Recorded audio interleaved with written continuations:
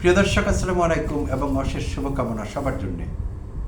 থাম্বনেইলে যেই দুজন ভদ্রলোকের ছবি দেখা যাচ্ছে, তাদেরকে চেনেন না বাংলাদেশে এমন লোকের সংখ্যা বোধহয় খুব কম, হাতে গোনা যাবে। সাবেক অন্তর্বর্তীকালীন সরকারের সাবেক উপদেষ্টা, আইন বিষয়ক উপদেষ্টা অধ্যাপক আসিফ নজরুল, আরেকজন আহসান এইচ মনসুর, সদ্য বিদায় নেওয়া বাংলাদেশ ব্যাংক থেকে সাবেক গভর্নর। তো তারা নিজ নামেই পরিচিত, কোনো ইন্ট্রোডাকশন দরকার হয় না। তাদের নিয়ে কিছু কথা বলা জরুরি হয়ে পড়েছে।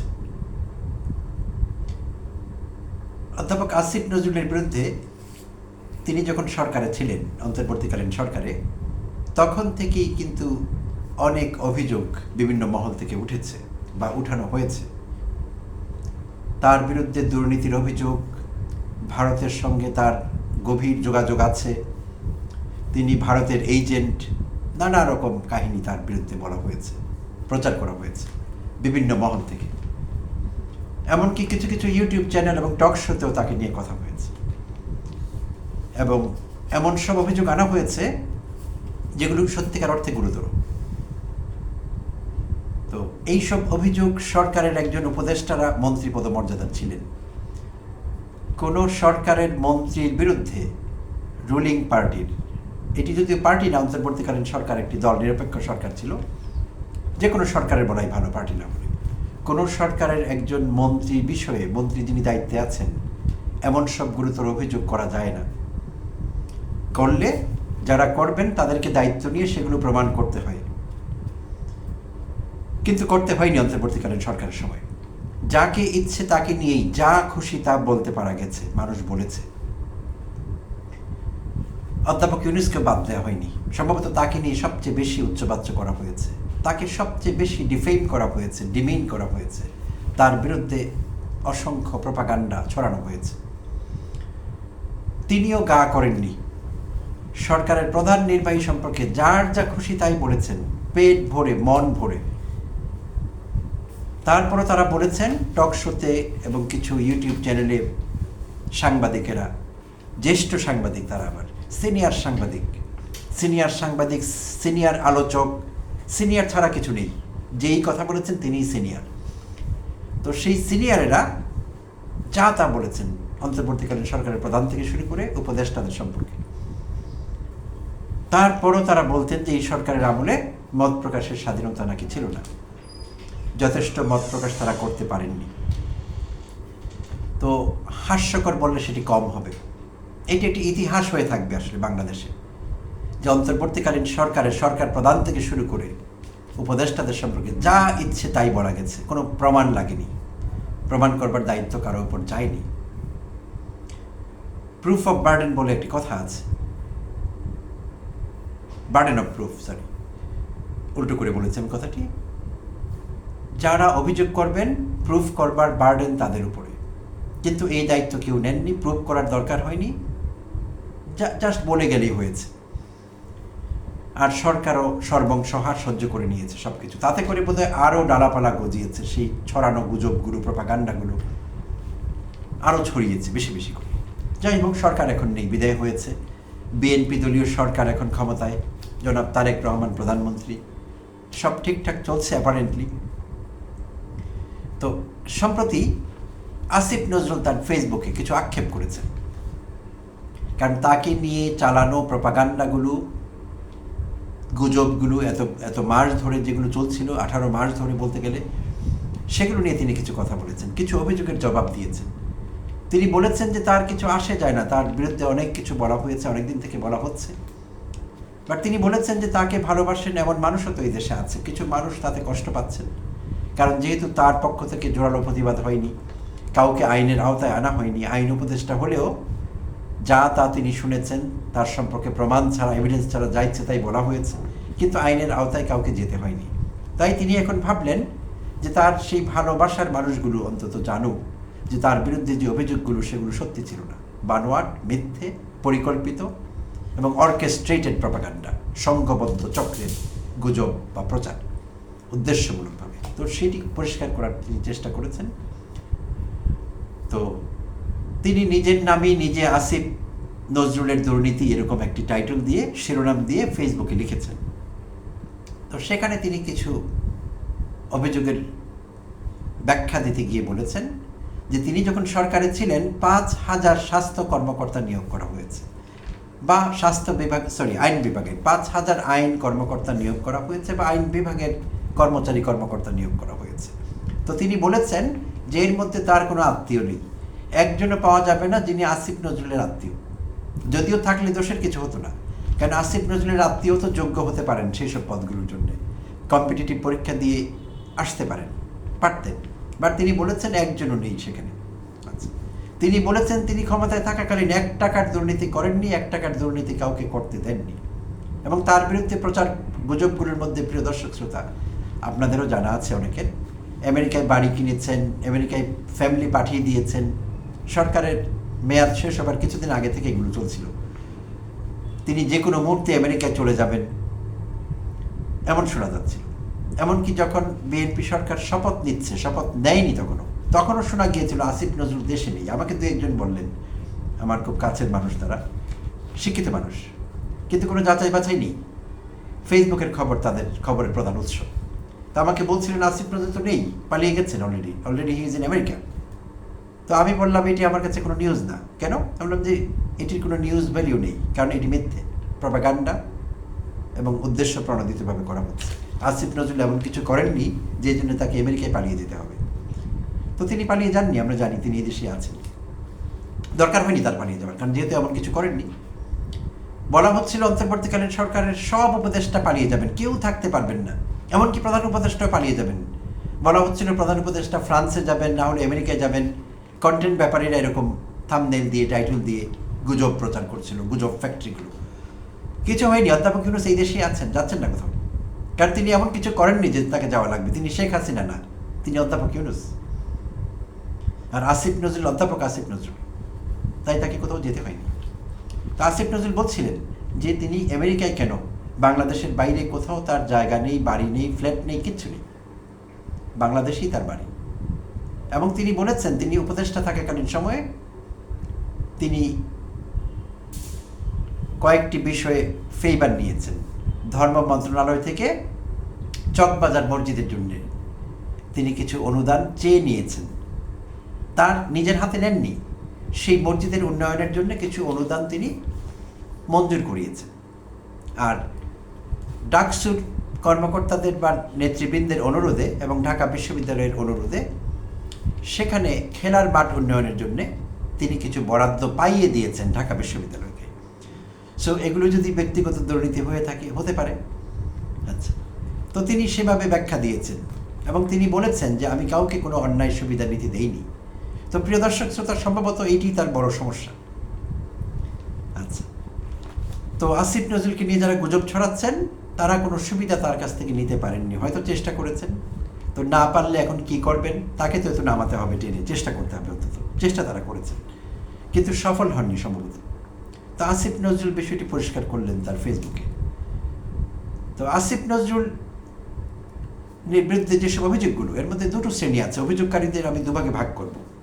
একটি শ্রেণী হলো বেওয়াকুফ, এরা ছাগলের 3 নাম্বার, এরা কিছু জানেন না, এরা কিছু বুঝেন না, এরা ফেসবুকের নিউজকে নিউজ মনে করেন। ফেসবুক নামক যে গুজব ফ্যাক্টরিটি আছে, আজব জাতীয় গুজব তৈরি করে 24/7 365, সেই ফেসবুকের নিউজ তাদের কাছে খবরের প্রধান উৎস। তো তারা সেগুলো দেখে দেখে তিরিং তিরিং করে লাফান, চিংড়ি মাছের মতো, শিং মাছের মতো।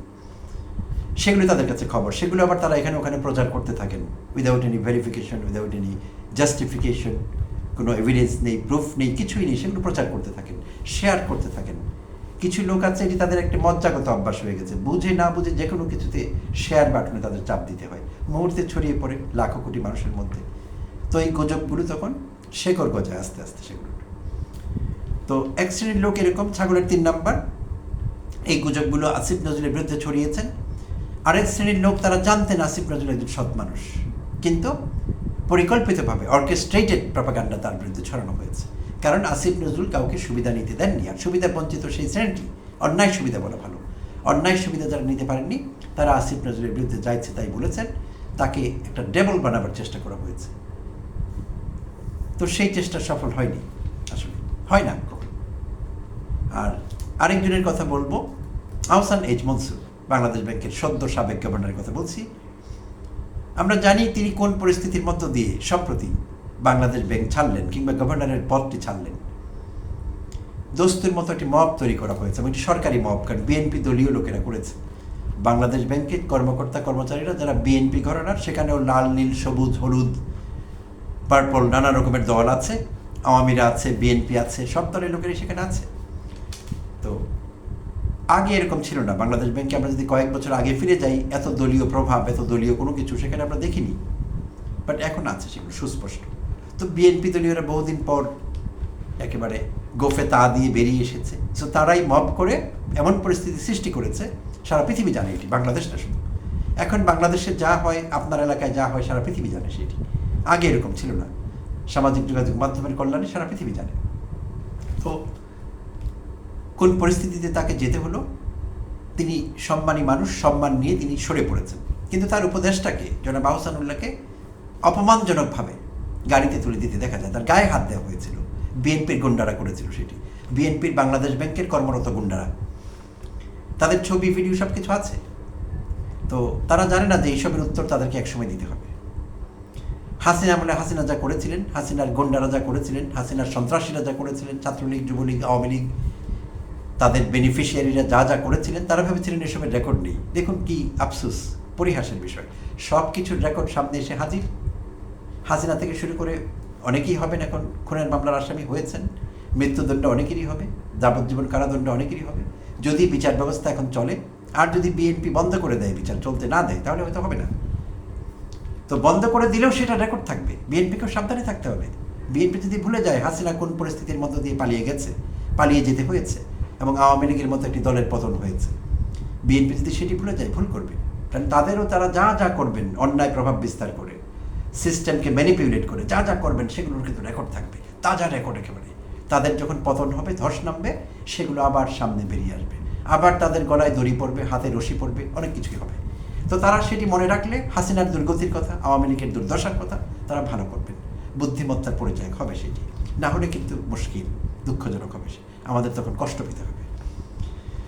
তো যাই হোক, তো আহসান এইচ মনসুর যেই পরিস্থিতিতে বিদায় নিলেন, এবং এইটি নিয়ে আলোচনা থামছে না দেশে বিদেশে, অর্থনীতিবিদদের মধ্যে, এমনকি তার অর্থনীতিবিদ কেউ আছেন তার সঙ্গে দ্বিমত পোষণ করেন অনেক বিষয়ে, পলিসি বিষয়ে অনেকের দ্বিমত আছে, তারাও এটিতে আপত্তি করেছেন।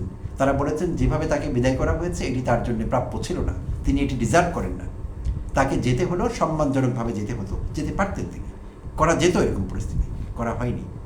গুন্ডামি আবার প্রিভেইল করেছে, গুন্ডামি শ্যাল প্রিভেইল, এটাই হয়েছে। তো যাই হোক, সে তো গেল সরকারি মব।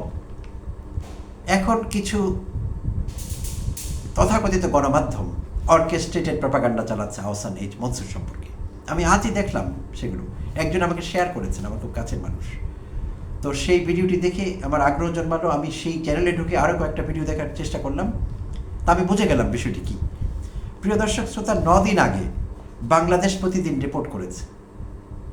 আমি দুটো পত্রিকা নিয়ে কথা বলবো আজকে, বাংলাদেশ প্রতিদিন এবং কালের কণ্ঠ, এবং তাদের ইউটিউব চ্যানেল নিয়ে কথা বলবো। তো এদেরকে আপনারা চেনেন, বাংলাদেশ প্রতিদিন, কালের কণ্ঠ, অপরাধ কণ্ঠ, ডেইলি সান, এগুলো বসুন্ধরা গ্রুপের পত্রিকা।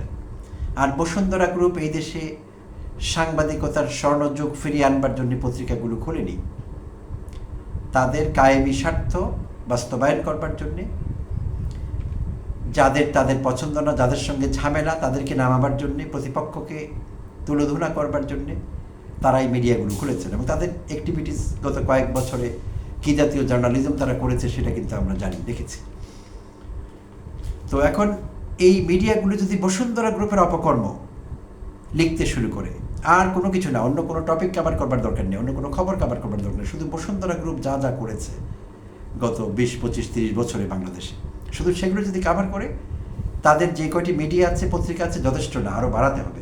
এতই গল্প সেখানে আসবে। তারাও জানেন এগুলোর সঙ্গে যুক্ত যারা সাংবাদিক বলে পরিচয় দেন নিজেদের, সেই সাংবাদিক নামের সাংবাদিকেরাও জানেন তারা ভয়াবহ অন্যায় করছেন। তারা বসুন্ধরা মিডিয়ার হয়ে, বসুন্ধরা গ্রুপের হয়ে তাদের এজেন্ডা বাস্তবায়ন করছেন। এটি জার্নালিজম না, গুরুতর অপরাধ এটি এবং পাপ এমন কাজ করা। তারা করছেন সেই কাজ কিছু টাকার বিনিময়ে।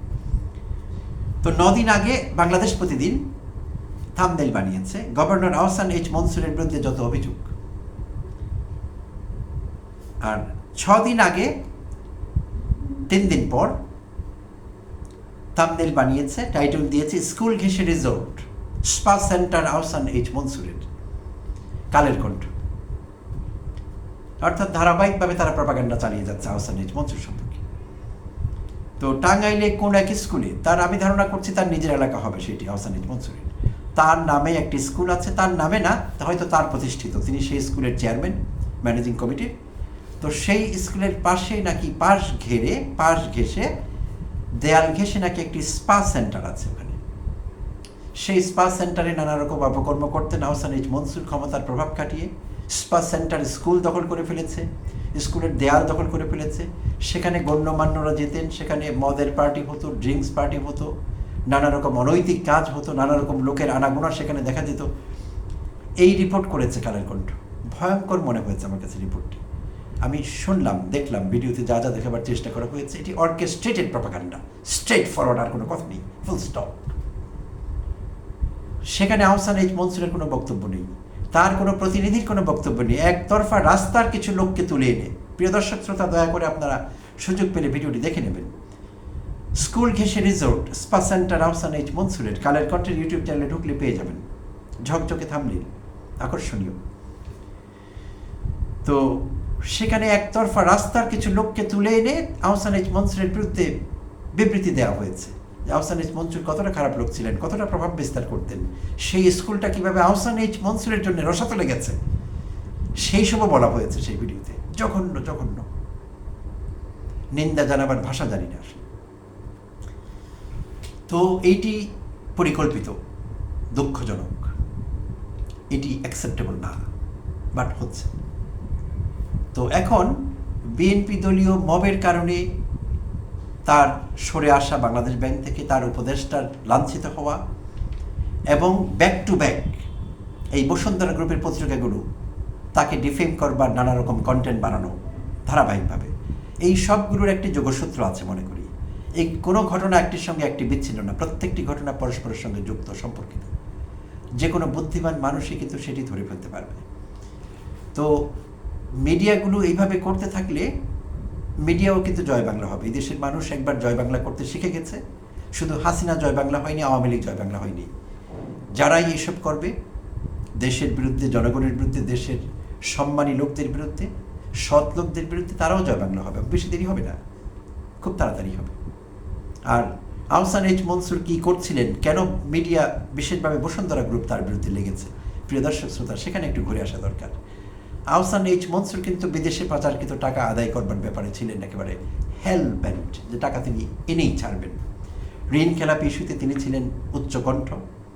আর এই সবগুলো পদক্ষেপ বসুন্ধরা গ্রুপের বিরুদ্ধেই গিয়েছে, যাওয়ারই কথা। তো তাই তাদের এত ক্ষোভ আমি ধারণা করছি, এবং তারা অর্কেস্ট্রেটেড প্রপাগান্ডা চালাচ্ছে এই গুণী মানুষটির বিরুদ্ধে। তো যারাই এইসব করছে, এই দেশের মানুষ কিন্তু বুঝে ফেলবে, এটি ডট মিলিয়ে ফেলবে, তখন কিন্তু বিপদ হবে। যারাই করছে, যত বড়ই তারা নিজেদের মনে করুক, একটি সময় কিন্তু তাদের গণ আদালতে দাঁড়াতে হবে। প্রিয় দর্শক শ্রোতা, ধন্যবাদ জানবেন, সঙ্গে থাকবার জন্য।